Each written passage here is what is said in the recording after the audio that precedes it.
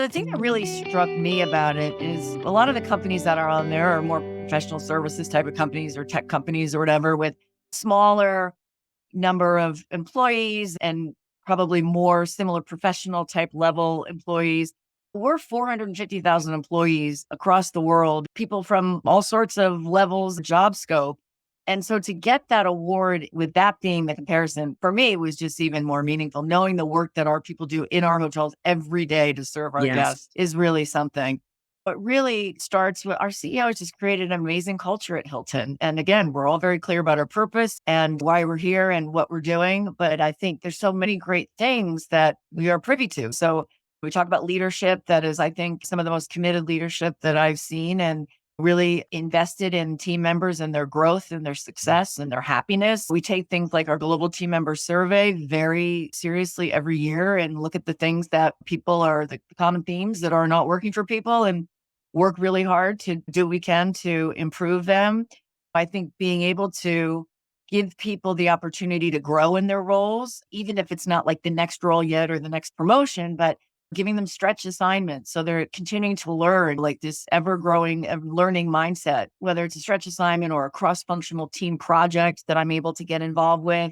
We have mentoring programs. We have all kinds of recognition that we do from just on our team calls to annual recognition. We've got lots of ways to also let people try to understand other parts of the business, because one of the things we talk about our teams with is Hilton's a big company and we're Hilton worldwide sales, but just because you're there now doesn't mean you might not want to go to brands or you might want to go to finance or some other part of the business. We have ways that people can learn about other parts of the business that they might not know as well. So they feel like they're part of something larger with lots of opportunity. I think that's just always really important to people, that they feel like they have opportunity and there's opportunity for growth.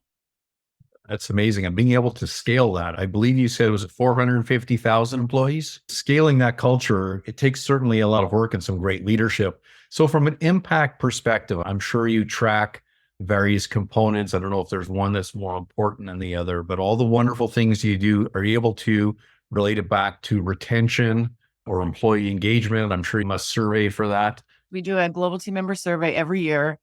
Our engagement score, which is the one that we look at first, is, I don't want to give away any of our secrets, but it's very high. Very proud of that. We really do take it very seriously. And there are always areas where we're not as good as we want to be. We have very robust plans to, whenever that area is, to try to do what we can to fix it. As far as retention, I have the longest tenured team, I think, in the world ever. We just had 2 retirements on one team last year. It was like, oh my gosh, like people were jumping all over these jobs because people just don't leave.